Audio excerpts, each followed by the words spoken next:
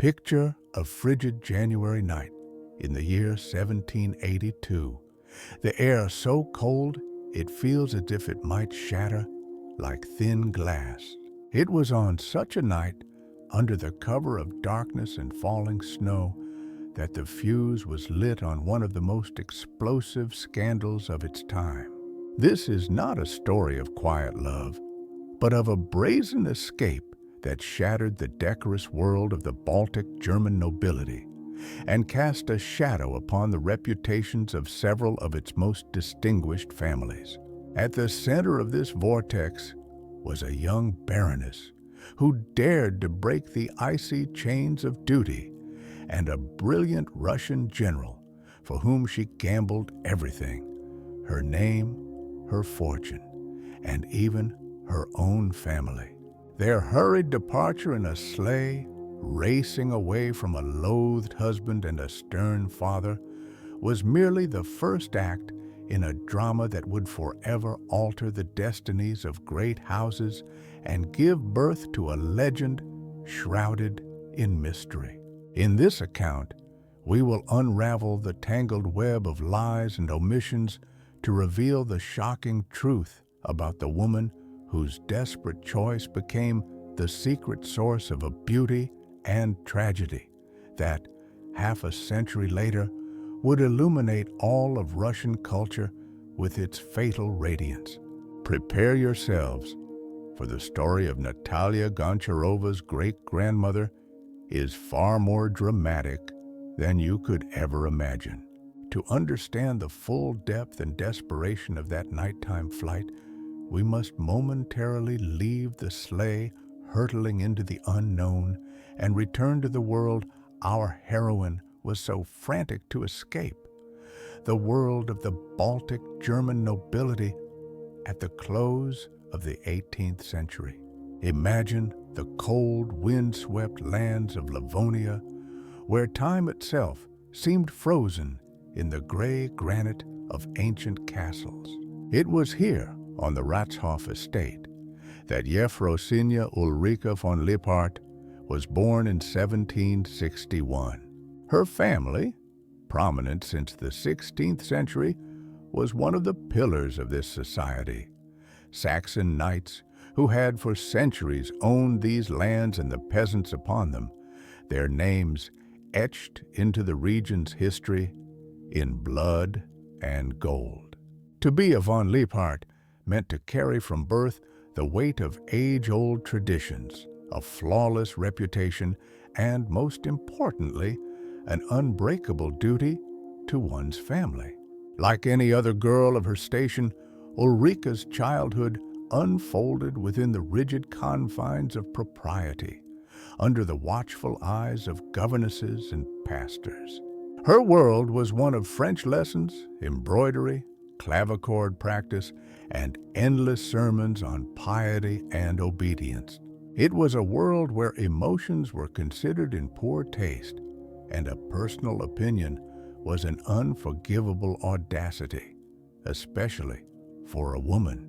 The society of the Baltic German barons was a closed caste where lineage and profit decided all, and the human soul was valued far less than an advantageous business deal. From the cradle, girls were groomed for their sole purpose: to become a prize in an advantageous match, to bring their family new connections and lands, and then to produce heirs who would continue this eternal cycle of duty. Any deviation from this preordained path was not merely a mistake. It was a betrayal, an indelible stain upon the family crest. However, in this perfectly tuned system, Ulrika was the one piece that refused to fit. According to the memoirs of her contemporaries, beneath the exterior of a well-bred young lady lay a vibrant, ardent, and remarkably independent spirit.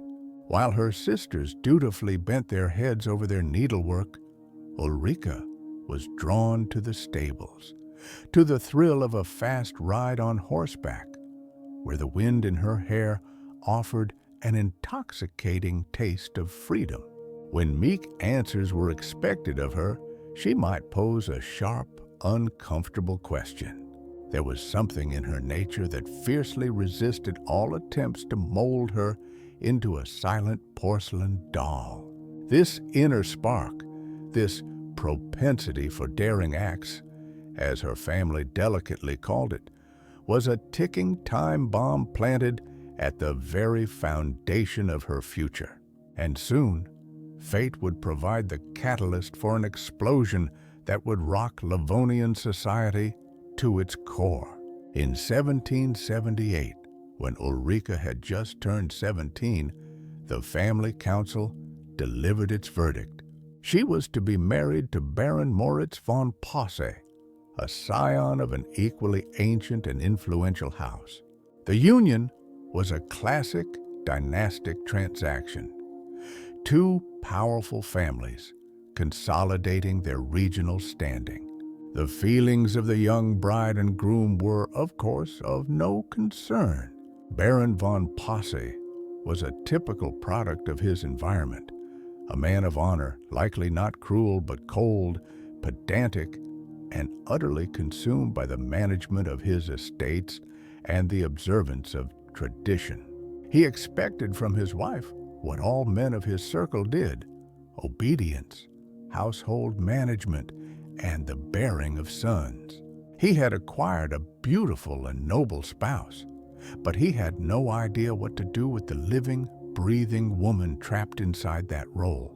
The first years of their life together became a form of slow torture for Ulrika. She found herself in a gilded cage where each day was indistinguishable from the last. The balls, the social calls, the stiffly formal dinners, all were but a backdrop to her ever-growing sense of isolation and estrangement.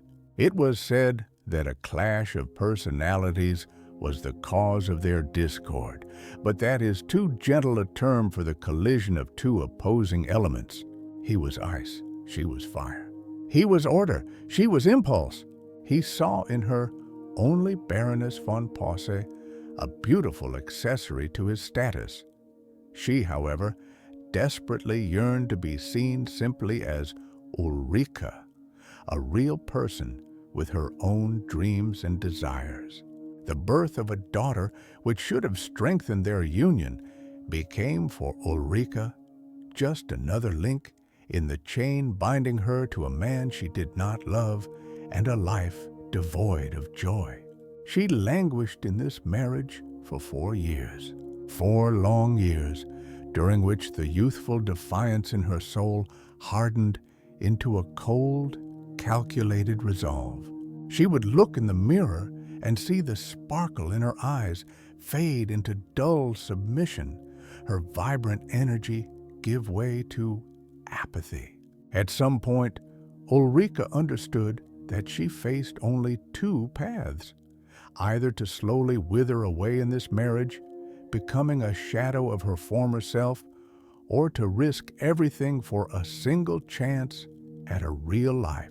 The decision to leave her husband, her family, and even her young daughter was, by the standards of the time, an unthinkable act, tantamount to social suicide. But for Ulrika, it was the only way to save her soul. She made her choice, and when a man appeared who seemed to see in her not a baroness but a woman, she, without a moment's hesitation, stepped into the abyss. That man was the brilliant Russian nobleman, Lieutenant General Ivan Alexandrovich Zagryazhsky. Now, let us journey from the snow-covered lands of Livonia to the opulent and contradictory world of the Russian Empire under Catherine the Great, to meet the second protagonist of our drama. Ivan Alexandrovich Zagryazhsky was a man of an entirely different breed from the cold Baltic barons. He was a product of his time, an era of dizzying ascents, daring adventures, and limitless opportunities for those with courage, luck, and the talent for charming the powerful. His biography reads like an adventure novel. The scion of an old but not particularly wealthy noble family, he gambled everything on a military career and won. By the age of 40, he wore a general's uniform, his chest adorned with medals earned for genuine heroism in numerous wars against the Ottoman Empire. He was a man who feared neither Turkish sabers nor courtly intrigue. Contemporaries described Zagryazhsky as charming, generous, and full of life. He mixed easily with people, equally at ease in a St. Petersburg salon or a campaign tent. Women found him irresistible, tall, handsome, with the confident gaze of a battle-hardened general. He embodied the ideal of masculinity. But behind this brilliant facade lay a nature far more complex and ambiguous. Like many favorites of the Catherinian era, he was a man accustomed to taking whatever life offered without much thought for moral constraints or consequences. His life's creed seemed to be, the victor is never judged. And he was a victor, on the battlefield, at the card table, and in the hearts of beautiful ladies. At the time our story begins, his personal life appeared on the surface as orderly and impeccable as his career. Ivan Alexandrovich was married to Alexandra Stepanovna Alexeyeva, a gentle, pious woman utterly devoted to her husband. She had borne him 4 children and created for him, at their Yaropolets estate near Moscow, the secure home front every warrior dreams of. While General Zagryazhsky was performing feats of valor on the empire's southern frontiers, she waited patiently, raising their children and managing their vast household. From the outside, their union looked like a model of domestic bliss, a hero husband, a faithful wife, healthy heirs. It was the perfect picture, so valued by society and so easy to present to the world. However, as is so often the case, deep cracks lay hidden behind the grand facade. Years spent on military campaigns, far from his family, had accustomed the general to a certain moral flexibility. Life in an active army, with its constant risk, long periods of idleness, and inevitable temptations, had left its mark. He was used to living for the moment, following his desires and indulging his pleasures. Returning to the quiet family hearth, he likely felt not only joy, but also boredom. The gentle love and domestic comfort may have seemed bland over time, compared to the glamour of the capital and the thrill of new romantic conquests. In his world, extramarital affairs were not considered extraordinary. 18th century society turned a blind eye to male infidelity, especially that of a high-ranking military man. It was the norm, part of a game whose rules everyone understood. A wife was expected to pretend she noticed nothing, preserving her dignity and the appearance of a happy home. But even by the standards of that era, the act Zagryazhsky was about to commit went far beyond the pale of accepted behavior. A fleeting dalliance with an actress or a lady-in-waiting was one thing. Destroying another family and abducting a married noblewoman from under her husband's nose was quite another. It was a scandal that could have cost him not only his reputation, but his career. And yet, he took the risk. What drove him? Was it an all-consuming passion, suddenly ignited by the beautiful Livonian baroness? Or was it the cold calculation of a high-stakes gambler, accustomed to risking everything to win the pot? Perhaps in Ulrika, he saw more than just a beautiful woman. Perhaps he saw a kindred spirit, just as rebellious and unwilling to accept the dull prose of everyday life. Her willingness to abandon everything for him must have been an incredible balm to his ego.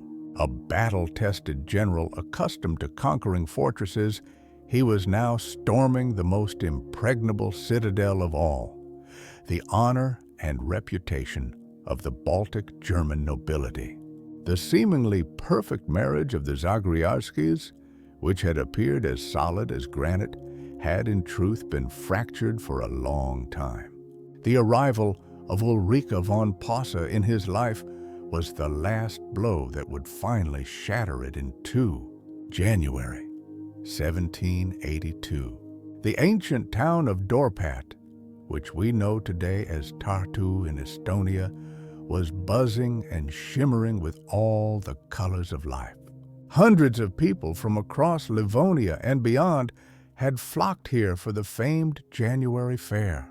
The frosty air was thick with the hum of voices, the squeak of sleigh runners, and the scents of pine, spices, and mulled wine.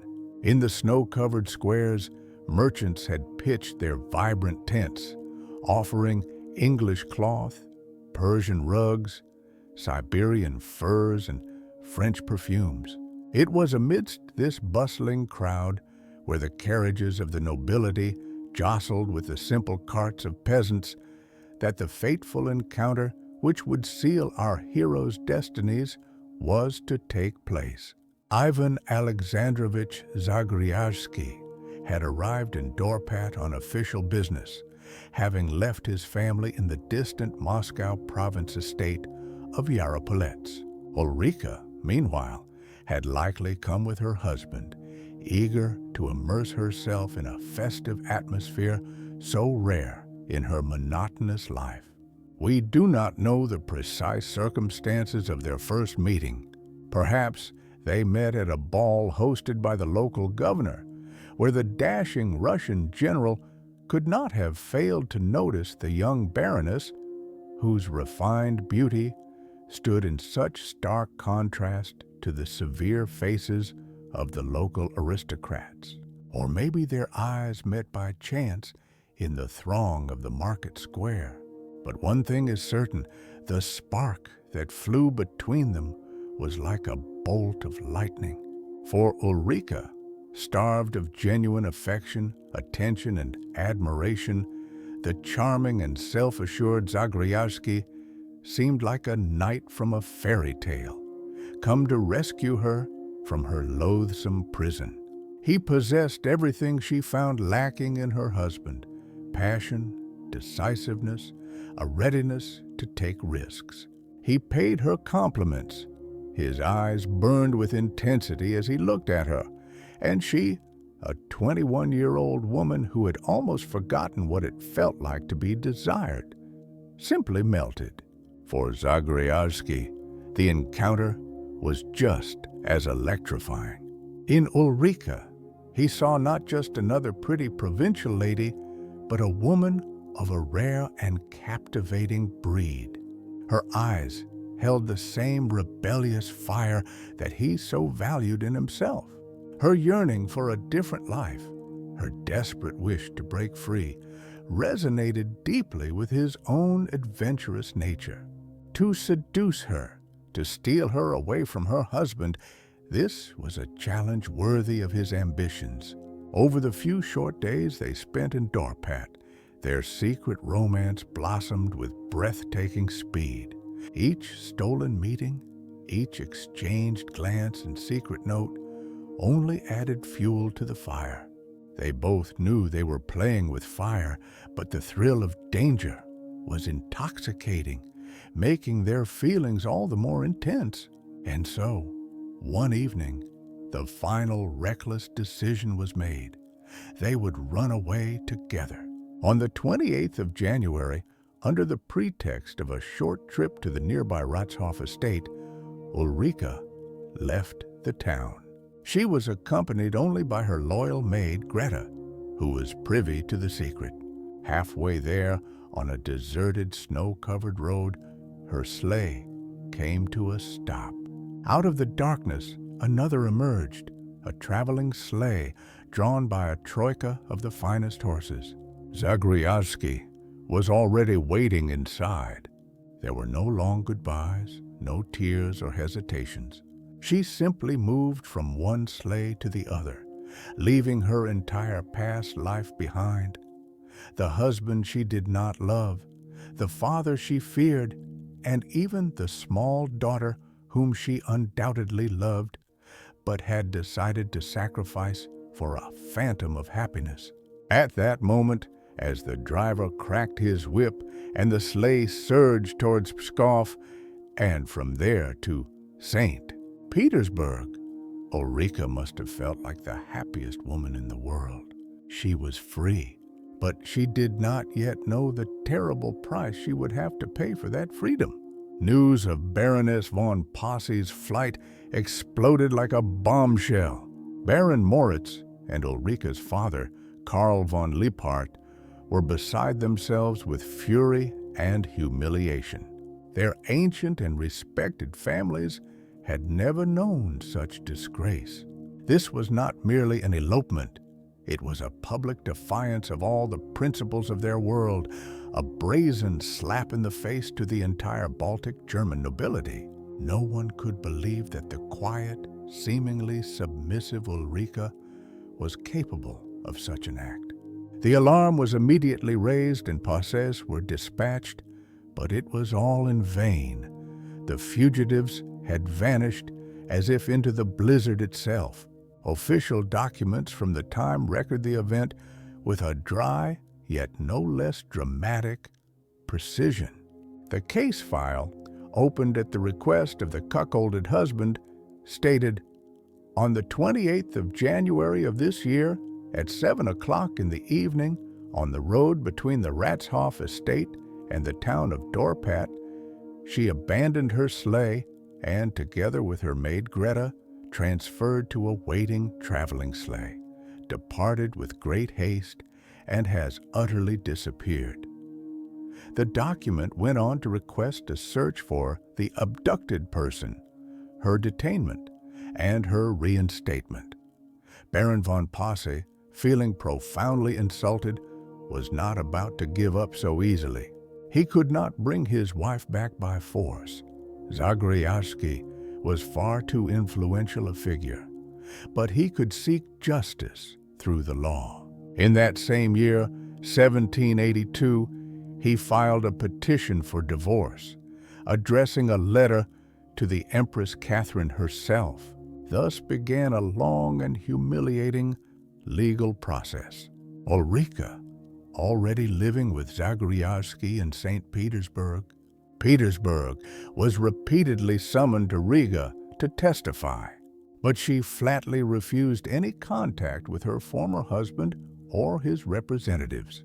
She was likely terrified that she could be forcibly returned to her hated home, that the law would side with her husband and her dream of happiness would be shattered. Her refusal to appear in court was born not only of fear, but also of a stubborn pride.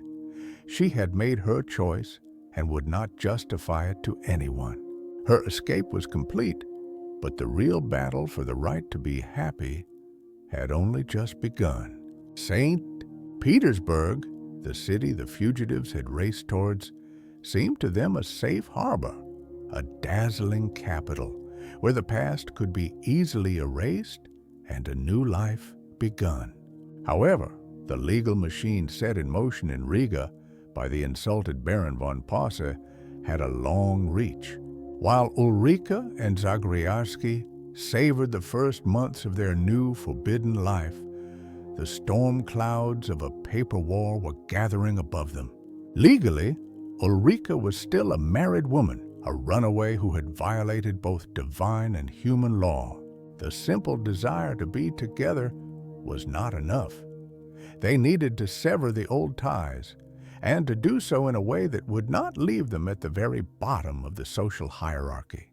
The grueling divorce proceedings that followed became Ulrika's first harsh test of the resilience of her newfound happiness.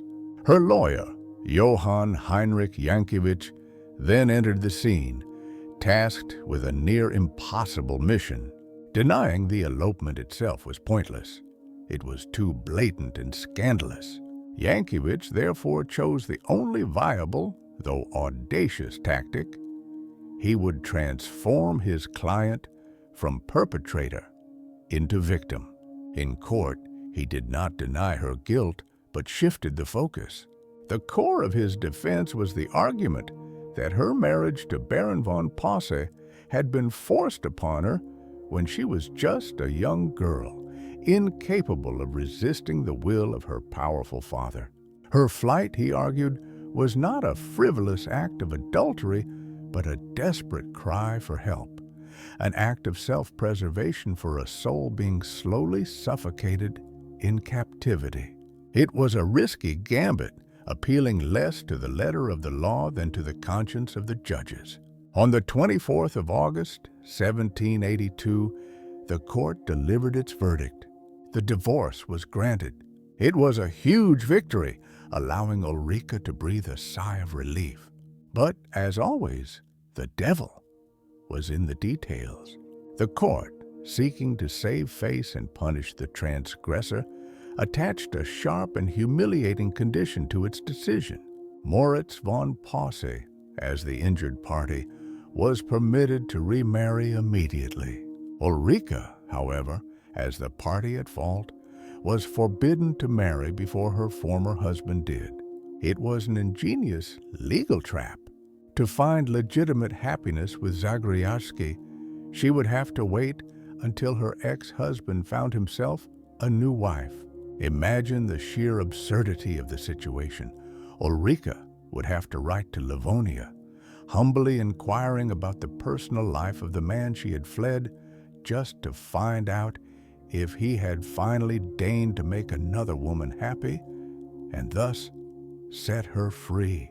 To wait for mercy from the insulted baron was futile, and so the lovers resolved to take another illegal step. They found a workaround that promised a swift solution, but placed them in an even more precarious position. By bribing a compliant priest, they were secretly married in an Orthodox church. For Ulrika, raised in the Lutheran faith, this step signified not just a change of religion, but a final, irrevocable break with her entire past.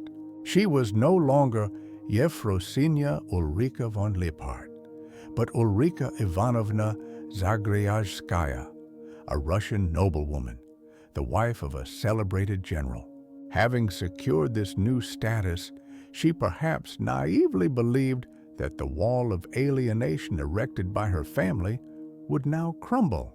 She made one last, desperate attempt to seek forgiveness from the most important figure of her former life. Her father, Karl von Liphardt, was a man of his time and his class. Widowed in 1772, he was left alone with 7 daughters. He did not buckle under the burden and personally raised what he called his flower garden. He was a gardener who carefully selected the soil for each of his flowers, concerned not with their fragrance, but with the price they would fetch on the bridal market. He had married off each of his daughters advantageously, from his perspective, that is, in terms of status, money, and the strengthening of family ties. He had fulfilled his fatherly duty as he understood it, and Ulrika's act was, to him, more than mere daughterly disobedience. It was a betrayal that devalued his entire life, all his efforts. It was an indelible stain of dishonor that fell upon the entire von Liphardt name and could damage the reputations of her 6 sisters. Ulrika wrote him letters filled with pleas and remorse. She begged for forgiveness, tried to explain her actions, and assured him of her new happiness. It was all in vain. Karl von Liphardt did not even deign to answer her personally. A reply did come, but not from him.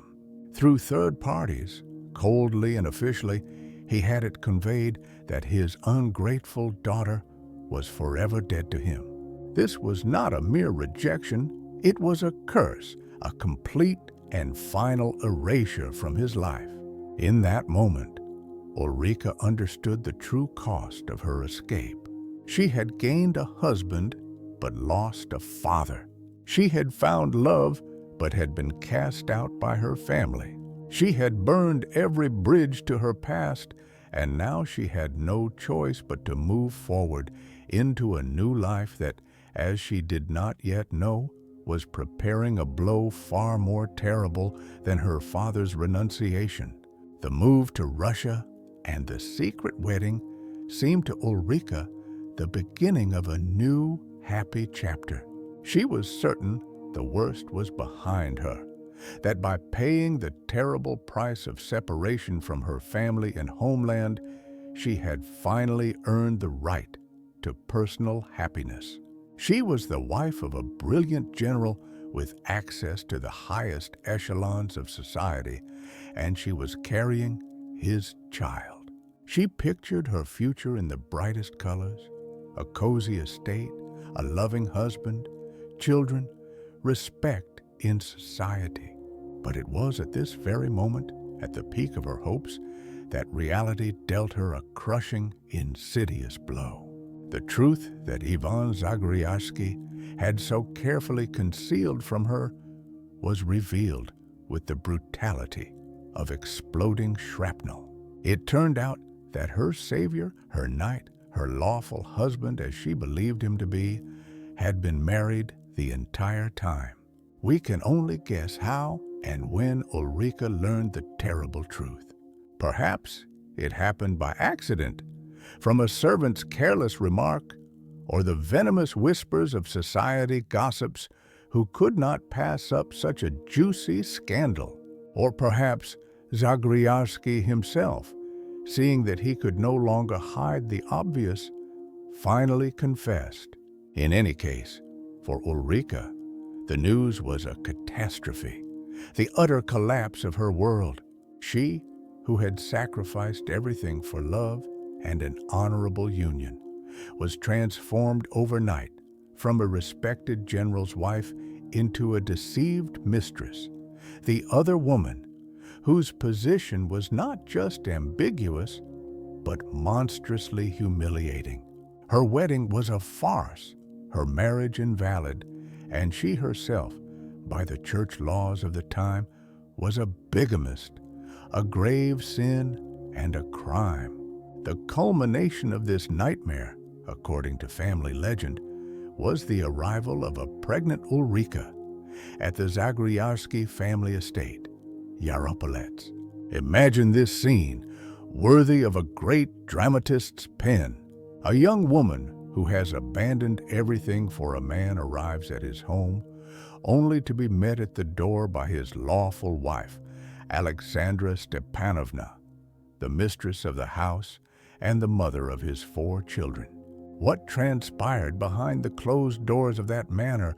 What words were spoken? What tears were shed? History does not say. But it is not difficult to imagine the sheer horror and confusion that must have seized both women, thrown together by fate and a man's selfishness. For Alexandra Stepanovna, it was a public humiliation, a bitter testament to her husband's infidelity. For Ulrika, it was the final act of her tragedy, the realization that her escape from one gilded cage had led her into another, even more terrifying and shameful. The atmosphere in the house must have been strained to the breaking point. Ulrika found herself in a completely untenable, unbearable position. She could not go back. Her father had disowned her, and only disgrace awaited her in Livonia. But to remain here in the home of her lover's legal wife was torture. She was an outsider, an imposter, a living reproach to everyone in the household. Every servant's glance, every whisper behind her back was a reminder of her fall. She, the proud Baroness von Liphardt, had been reduced to a rootless dependent, her fate entirely at the mercy of the man who had so cruelly deceived her. Her desperate fight for freedom had ended in the most humiliating form of bondage. Various rumors circulated about how these three people, Zagryazhsky, his wife, and Ulrika, managed to live under one roof. Some said the proud Ulrika wanted to leave immediately, but was effectively forced to stay as she had nowhere else to go, especially in her condition. Others claimed she was too proud to ask for help, hoping until the very end that Ivan Alexandrovich would find the strength to make a choice, divorce his first wife, and legitimize their relationship. A third version, which seems the most plausible, spoke of the incredible magnanimity shown by the wronged wife, Alexandra Stepanovna. A deeply religious and kind woman, seeing the desperation of her young rival, she apparently resigned herself to the inevitable and welcomed her into her home, caring for her as if she were a lost sister. And what of the architect of this drama, Ivan Alexandrovich himself? It seems that, knowing the gentle and forgiving nature of his legal wife, he felt few pangs of conscience. He had created a comfortable world for himself where he had two families, one quiet and legitimate, the other passionate and forbidden. He had no desire or intention to choose, reveling in his position as the sultan of his own small domestic harem. For Ulrika, this realization was perhaps the most devastating of all. She understood that she was not the love of his life, but merely another brilliant conquest, a trophy for him to flaunt to himself. Her heart was crushed. In moments of despair, she must have often thought it would have been better to remain with the unloved but honest Baron von Posse, preserving her status and dignity, than to live in this gilded hell forever cast in the role of a runaway, a homewrecker, and a powerless favorite. Her dream of happiness had crumbled to dust, leaving behind only the bitter ashes of disillusionment. The time Ulrika spent in the strange, agonizing love triangle at the Yaropolets estate was brief, but it left a deep, unhealing scar, not only on her own fate, but on the destinies of her descendants. The shame of her position, the ambiguity of her children's status, all this became a family secret, something not spoken of aloud, but which haunted the rooms of the old manor like a ghost for decades. The echo of that long-ago drama reaches us in the lines of a letter written nearly 70 years later, in 1849. Its author was Natalia Nikolaevna Pushkina-Lanskaya, our heroine's granddaughter. Writing to her second husband, Pyotr Lanskoy, she speaks bitterly of her trip to the Baltic region. "You cannot take a step in Livonia without meeting my noble relatives, who refused to acknowledge us because of the dishonor my poor grandmother brought upon them." These words are the most powerful testament to how deep and long was the shadow cast by Ulrika's actions upon her family. In the same letter, Natalia Nikolaevna asks wistfully about the fate of her aunt, Jeanette Lewis. This was the little daughter Ulrika had left behind in Livonia when she fled towards her dream. This question, posed so many years later, reveals another facet of her tragedy, the pain of a mother separated from her child. We do not know if Ulrika ever tried to maintain contact with her daughter, or if she received any news of her. Most likely, the von Posse family did everything in their power to erase the name of the wayward mother from the girl's life. And now, decades later, her granddaughter, a celebrated beauty known throughout Russia, was trying to grasp at those severed threads, to reconnect with the part of the family from which they were separated by the chasm of her grandmother's dishonor. This short phrase in her letter is a cry from the heart, a longing for roots that had been ruthlessly severed by one fateful decision. Be that as it may, life at Yaropolets went on. Soon, Ulrika gave birth to a daughter whom she named Natalia, in a paradoxical twist after her godmother, Ivan Zagryazhsky's legal wife, Alexandra Stepanovna. This fact speaks volumes about the incredible relationship that formed between the two women. Alexandra Stepanovna, the quiet and unsung heroine of our story, displayed a miraculous degree of Christian humility and human compassion. She not only sheltered her rival, but also, it seems, surrounded her with care, and she came to love the newborn girl as her own. She saw in little Natalia not the fruit of sin and deception, but an innocent soul not responsible for the actions of her parents. But for Ulrika herself, the birth of her daughter was no salvation. Her life force was depleted. The shame she had endured, the shattering of all her hopes, the constant nervous strain, the feelings of guilt and hopelessness, all of it slowly but surely eroded her health. She faded like a candle in the wind. In 1791, not long after her daughter's birth, Ulrika departed this world. She was only 30 years old. 30 short, brilliant, and tragic years that encompassed rebellion against convention, an all-consuming passion, and bitter disappointment. She passed away without ever finding the happiness for which she had gambled everything she had. Her story might have ended there, vanishing into oblivion like the tales of thousands of other deceived women. But fate decreed otherwise, and in this there is a kind of higher, almost mystical justice. After Ulrika's passing, her young daughter Natalia was left in the care of Alexandra Stepanovna Zagryazhskaya, and this remarkable woman performed an act that finally brings her out of the shadows and places her among the main heroes of our drama. She not only raised Natalia Ivanovna as her own daughter, showering her with love and affection, but she did everything to secure her future.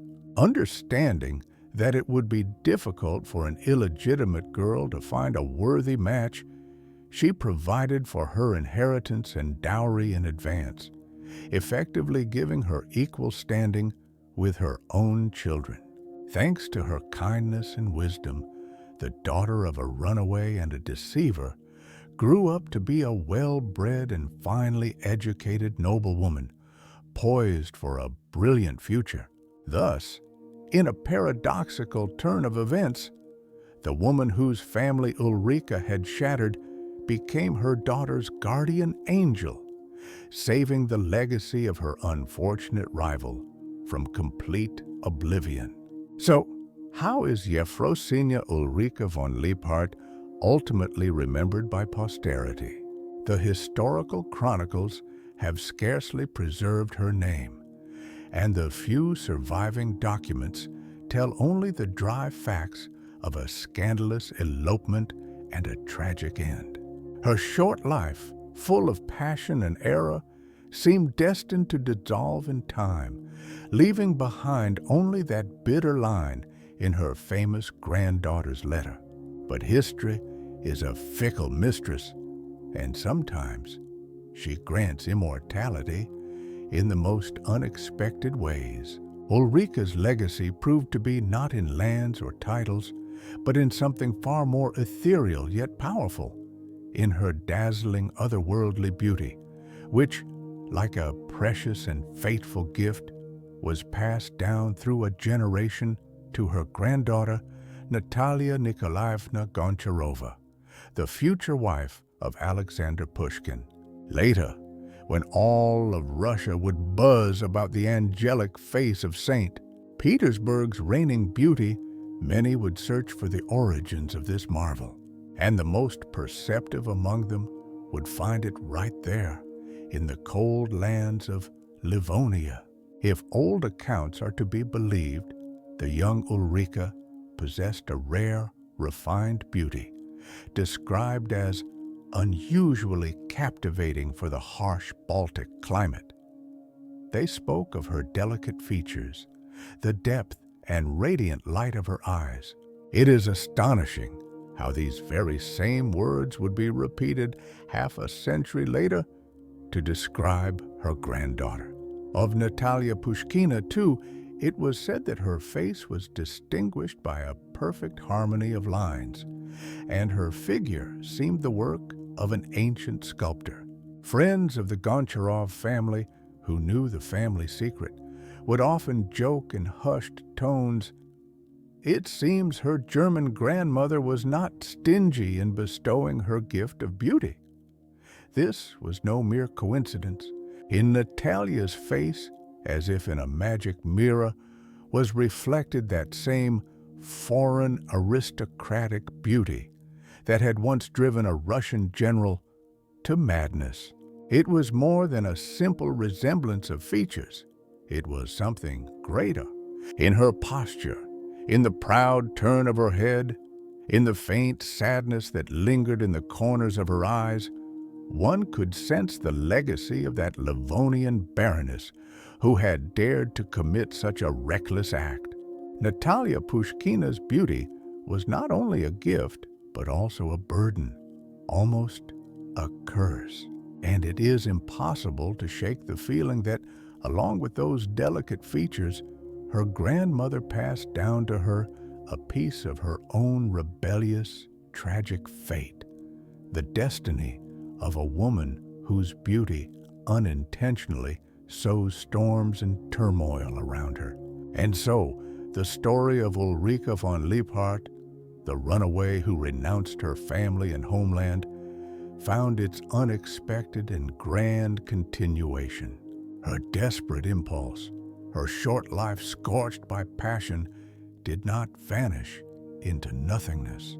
It grew through the decades and blossomed into a dazzling yet fatal flower, in the face of the woman whom Pushkin would call the purest image of the purest charm.